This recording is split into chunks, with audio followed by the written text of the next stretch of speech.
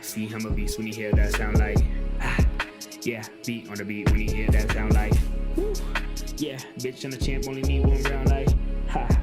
Yeah, me, I'm a G bring heat in the sound like. Fighting at UFC Vegas 73 at the Apex Center, May 20th, Orion Cosce. Orion, brother, thanks for joining me, dude. Good to talk to you. How you doing? Doing good, man. Thank you for having me. Of course, man, and it's almost fight week. By the time this will be on YouTube, it'll be fight week. So how's the energy feeling ahead of the big one? Feeling good, man. Feeling good. Just excited for it. Hopefully, my opponent doesn't have any injuries or illnesses and comes in fully ready to go because I'm ready for, 3-round war, and I know he's going to be ready for a 3-round war as well. And I'm just excited to get back in that cage. I mean, your last time out, you got your first UFC W, so I imagine that feels pretty good. Is your motivation any different coming off of that win now? I mean, the motivation's always just to win. Like, no matter how I win, whether it be, by knockout, submission, or decision, I just want to go out there and get the win. Hopefully, I can pull off, a good little 50K bonus win for the fight fans and for myself, my family. But I just like fighting, man. I just like being in there. So it's been a little too long. I like being active. So it's nice to be fully healthy right now going into this. Hardest part is always the weight cut. So, this time come in, make that weight, no more missing weight like I did last time, and then go from there. Yes, sir. And last fight was in front of a big crowd, your first UFC crowd. Was that different? Like, was that awesome? Were you kind of bummed to be back at the Apex? I'm always bummed to be at the Apex because there's not a lot of people there. It's kind of cool though. You feel like you're in like a backyard stool fight, which is kind of cool. It's kind of neat, but ain't nothing like being at the events. So hopefully here in the future, after 1 or 2 more fights, they can get me on another pay-per-view, or even after this fight, if everything goes well like I want it to, and then I'm planning for it to, then yeah, get on another pay-per-view, because I like fighting in front of like a huge crowd. So even like a fight night, what is it, Jacksonville, I know that's gonna have a crowd. Like if they do another one in San Diego in the future, that'd be a fun one. So come to the East Coast. I got one coming to Atlantic City, apparently. I'll be in the building. Okay. Oh, yeah, they do get coming to Jersey. Yeah, they were just in Jersey, and then I asked Dana, and Dana said they're coming to Atlantic City and then New York again. So I always try to get people I like fighting coming to the East Coast. So I'm just trying to be a fan over here. Come over, dude. Dude, I've never been. I'd love to. Well, hey, if you come over, cheesesteaks on me, all right? And you just kind of mentioned you froze up there for a little bit, but you're back now. No, I was just saying, you just kind of mentioned that you're coming off of some health issues, and I don't necessarily need to get into all of it. I've seen you talking about it on countless interviews, but you are all healthy. Everything's good to go, feeling better than ever. Yeah, man, I feel great this time around. I can't complain, like the arm doesn't go numb anymore. I don't really feel sick as often anymore. Once I got that COVID shot, like I was just getting sick all the time. And even leading up to that last fight, I was just getting sick all the time. Before that, it was dealing with the nerve damage in the right side, the bulging disc in the neck, stuff like that, and just being complacent with it rather than saying like, "Hey, I need to make sure I'm fully recovered." So maybe I should have taken more time to make my debut, but I don't regret it. That was a fun fight against Phil Rowe. If I was going to take a loss, why not have it be to a guy like that? He works hard for what he does. He's a competitor. And then to have my first one be against Blood, like, share the cage with him. It was third time the chart for that fight, because the first time I had to back out because of COVID. Second time he had to back out because of an undisclosed injury. Third time, fight almost got pulled again because the doctors were going to pull me from the card, and we just found a way to make it happen. So I was like, all right, cool. And now that you're back and healthy, are you looking to like pick up the pace, get more fights in for the rest of 2023? Yeah, I always want to stay active. I've told myself from now on, though, instead of trying to just like fight spontaneously, maybe try to fight in seasons, So if I'm going to have a fight right now, coming up next week, everything goes well, I can fight again 2 weeks later. If they give me 3 weeks, 4 weeks notice, I can make 170 again. If they give me 1 or 2 weeks notice, I can do 185. Or if there's another guy who needs like a last minute catch weight at 175 or 180, I can do that too. And Gilbert Urbina, dude, awesome fight. Like as a fan, great stylistic matchup. How did this one come to be? Any like prior encounters with the guy?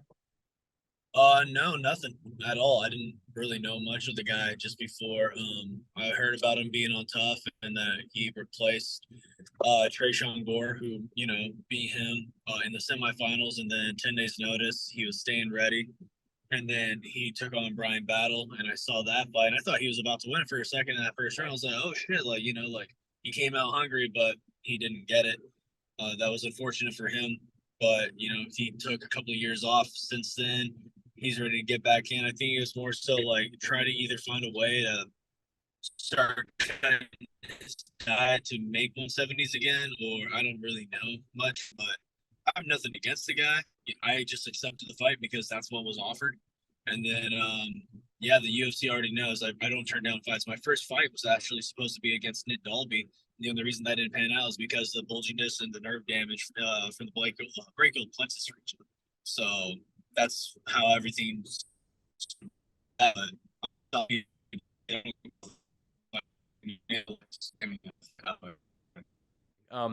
So like I'm not asking for prediction, so to speak, but how do you like envision this fight playing out between the two of you? I feel like I'll be able to get enough done to get the win either early or even a decision. I've been working really, really hard.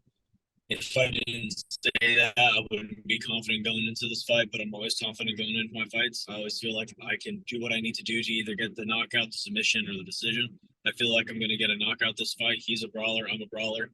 We both have the wrestling, so I don't feel like he'll try to wrestle. And if he does, I mean, he could, he can go for it. That's fine.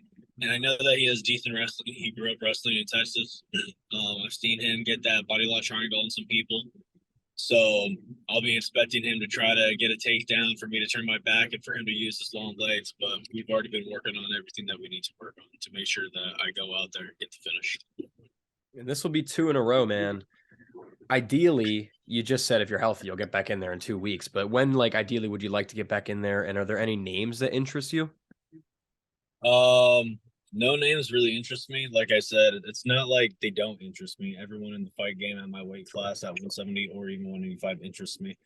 But I'm not going to be the guy that talks shit to get my names pushed in the rankings. I don't believe in that WWE type drama bullshit. Like it's fun to see for the WWE because it's always like whatever. Like it's fake ass drama because you already know they're into the background anyways. But with the fighters, I always laugh like they make this fake like hatred for each other. Yeah. It's fake animosity that isn't really needed. So I would say for the most part, just try to give me another fight. Like 2 weeks later, maybe the Jacksonville, Florida card. That'd be fun. Ooh. And that'd be what, June 24th, I believe. So yeah. Josh Emmett, he's fighting on that one. So I'd like to fight on that fight card too. I got family and friends that are over in Florida. I know they'd appreciate that. And I've never been to Florida, so I'd like to go and check out the Florida coastline and all that stuff. That would be awesome, man. And I hope that everything stays healthy and it's a quick one because I'd love to see you turn it around that quickly. And I know you had trouble in the past with the 170 cut, and you said you got it down pat this time. Do you envision a future at 185 for yourself? More than likely, yeah. I mean, as we get older, bone structure changes, but honestly, it just comes down to like, I think I had a mixture of a lot of things. I was doing my strength training. I was trying to stay healthy, and it's kind of hard when you're trying to cut weight, but your body's not wanting to lose the weight because you're getting sick every time you start training hard. So it's just one of those ones where like I was just pushing past like the feeling of being sick and all that stuff. But I'm coming in this one lighter, and I feel healthy right now. I'm not getting sick at all. Able to do everything I've been able to do in the past, so it feels good to be able to do that again. Wait, but just real quick about the health issues, just because I'm so curious. The main issues was just that you were getting straight up sick after you got the shot? Yeah, all the time. That's crazy, man. Like, and I assume you haven't gotten any more shots since then? Like, fuck that. God, no. That's nuts, dude. No. And like, how long ago is your... I have people who are like, if you're getting COVID, that's in your anti. I mean, dude, if it's making you sick, fuck that. You know what I mean? Oh yeah, no. You're back So now. I'm not anti-vaccine. Never have. Okay, sorry about that. Yeah, No, I'm you're not good. anti-vaccine, dude. Never have been. I've taken my vaccines in the past, but here's my thing. I'm anti being forced to take a vaccine that had no time to study. And we've always been told by, doctors and scientists in the past, a vaccine is not necessarily a vaccine and it cannot be a vaccine until you have at least more than 5 to 7 years, depending on the vaccine, to study it, to make sure it's good, and then you can release it out to the people. That way, it's like if there are any side effects, it's very bare minimum. No, they pushed this one in 3 months and it was all Bill Gates sponsored. And the craziest part too was the only ones that were medically pushed were the ones that were sponsored by Bill Gates. All the other ones were told, yeah, you've done all the trial phases that you're legally supposed to do in accordance with WHO and the CDC, but we're not going to push yours. You have to wait still. And it's like, see, I knew not to take Moderna and Pfizer. I took the Johnson and Johnson. I was like, I'm not taking multiple shots. I'll take the one shot. I'll just be done there. Yeah. And then I wish I wasn't allowed to wait, but I wasn't allowed to. I had to take it for Singapore. So it is what it is, though. I took it. I ended up getting an IV flush. I feel a lot better ever since that. And then yeah, I haven't been getting sick like at all. Been great. That's nuts, man. And people are like, dude, it's like political. You can't talk about that. That's not political, man. That whole thing was fucking weird. Like, I don't care who you are, getting forced to take a Yeah. shot to go to work. Nah, nonsense, dude. So very glad that is over for you, man. And I know a lot of people personally are struggling with stuff like that too. So God bless everyone involved with that nonsense. That was a weird time. Yeah. Definitely. The craziest part about all that too is like how many of my family and friends were like, "Oh, hey, like when you come up to Humboldt to visit, like just make sure you keep your distance." I'm like, dude, you're in the fucking woods. Shut the fuck up. Like you're living in the woods. You don't even live near people, and you're worried about COVID. Okay, yeah, you're an idiot. Dude, I It's was like, living yeah, in I was living in the city during like the heart of COVID, and yeah. it's a clown world out there, my friend. It's a clown world. Very glad to be out in the farmland now. Hey, bro, I just tell people like if you're sick, wear a mask or just don't go out for the day. But the idea that you weren't sick and you were trapping yourself inside your home, making your immune system super weak because you're not going outdoors, getting fresh air, getting sun, like you're not getting any of that. You're not being active. Like you're killing yourself. Like congratulations, you let all these, government officials tell you what to do. You did it and they weren't doing it. And then you just adhered to their apologies. Like who was it? Newsom, when he was like, "Hey guys, no doing anything, don't go out, no going to restaurants, don't do any of that."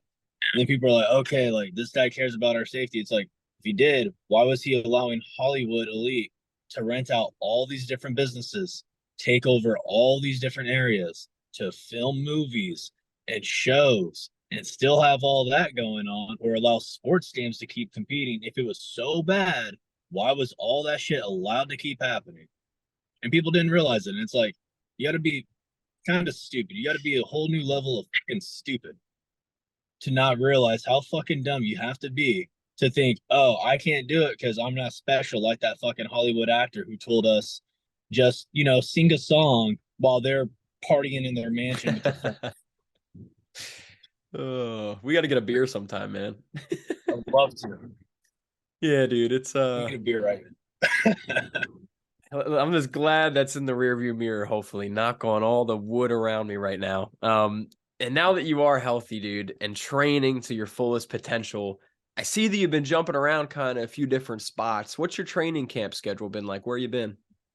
I'm still in Sacramento, Roseville region, so the majority of this whole entire camp's been more so like back to the basics, back to the mindset of like the white belt mentality. I know nothing, learn everything, take it all in. If I don't like it, still learn it, disregard it if I need to. But just to get myself better and better and better. So especially with the striking, like I've heard a lot of people even say it, and I knew it, like my striking needed more improvement. And I'm not gonna sit here and say I'm a great striker. Like I'm more of a great grappler and a wrestler, or a dirty boxer, right? And I'm a very powerful striker. I know that. But I'm not this fantastic great striker. I think what works well for me is I have that wrestling grappling ability that blends in with my striking. And so I wanted to go back to being just, hey, let's work on just striking by itself with my striking coach, Ezra Regan, and we've improved a ton. So you're going to see somebody who comes out a lot better of a striker, mixing up the boxing with the kickboxing and utilizing it well with my wrestling and grappling even more. And who's in the corner for this one? My brother Lewis, fortunately, we thought that he was going to have a fight on the same day somewhere else. But, we prayed really hard that it got pushed back by a week. And it did, right? Yes. So, for all those out there that say prayer doesn't work, sometimes it does. You just kind of speak it into existence. There you go. And then my striking coach, Ezra Regan. So 2 of my usual 3 will be there in my corner. Unfortunately, my bro, Brian Wilson, he's my full BJJ coach. He wouldn't be able to make it this time just because he's putting on another promotion up in Humboldt County on the same day. And I've been seeing you putting a big emphasis on your strength training, deadlifting 500 pounds like it's a feather, stuff like that. Is that like something you tried to put an emphasis on, keeping your strength for this fight? I just wanted to see how strong I can get, and then I haven't been doing any strength training for the last 2 weeks because I know that I don't need to. And then it was crazy. I was stuck at a plateau of 475 on the deadlift, and I just couldn't pass it. And then because I was getting sick all the time during that, right after my fight.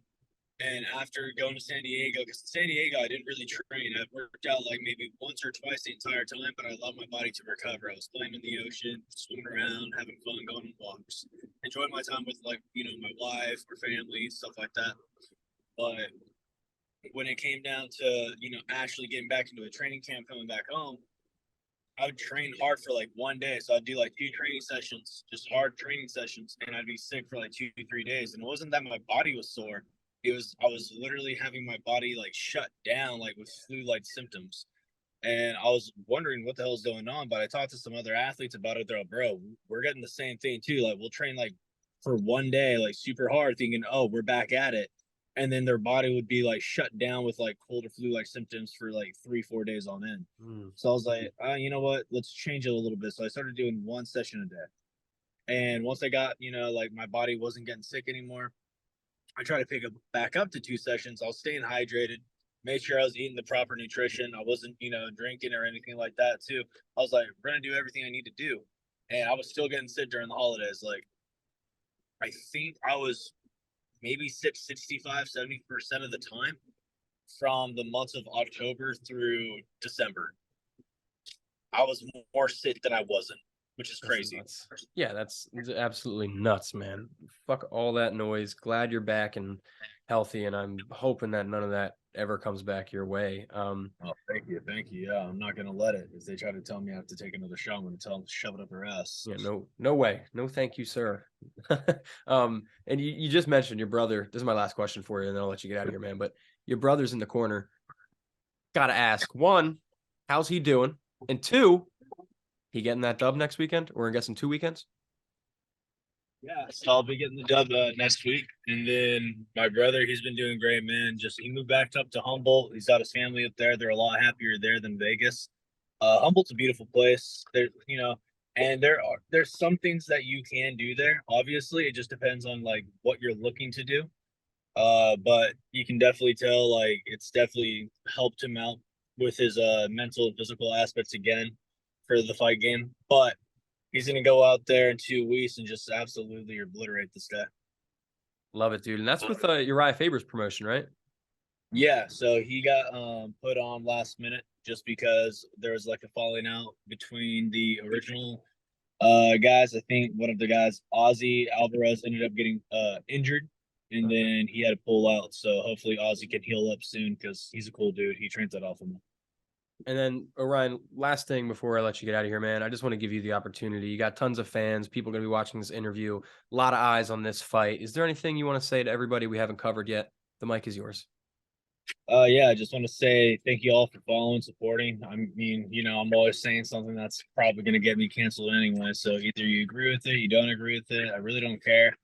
I'm going to be an outspoken dude my entire life, but just training my ass off, working my ass off, and definitely put on a show for myself, for you guys, the fans, for my family and friends. I just want to be somebody that everyone can look up to as, a fun fighter that you enjoy watching each and every time. But I definitely want to thank everybody that has been sponsoring me leading up to this fight. Forensic Clean, they do a great job helping me out. You can follow them on Instagram, and then obviously you can also my boy Luis Delindo, he does fishing and chartering. Give him a follow on Instagram. And then I don't have Twitter anymore. I found out that Twitter was allowing a scammer or a hacker to keep maintenance of my account with their email. So finally, after getting this new phone, I was able to switch the emails really fast and just delete the account. I was wondering why I couldn't delete it in the past, and lo and behold, I found out, hey, that's the reason why. So no more Twitter, guys. Not gonna get back on there. Don't really need to. I only used it for the Raiders and the AMC stuff anyways. So yeah, you can just follow me on Instagram though. Awesome. And I'll link all your social media stuff below. But Orion, thank you for joining me, man. I appreciate you sticking with me through some of the technical lags and all that. California, Pennsylvania. It's gonna happen. But ladies and gentlemen, UFC Vegas 73, May 20th. Do not miss it. ESPN Plus. Orion Cosce. And is this your wife next to you, I assume? Yeah, that's my wife right here. Mr. and Mrs. Cosce, ladies and gentlemen. Awesome. Hey, Jay, thank you so much for having us. I got one quick question for you. What's up? Eagles or Steelers? Eagles, man. Let's go. Okay. All right. My buddy's an Eagles fan. No. If my buddy ends up watching this, he's a huge Eagles fan, so he'll like you even more. Fly, Eagles, fly, man. I'm everything. There you go. Go Raiders. So, hey, you have a good one. You too, man. And best of luck. All right. Awesome. Thank you, Jake.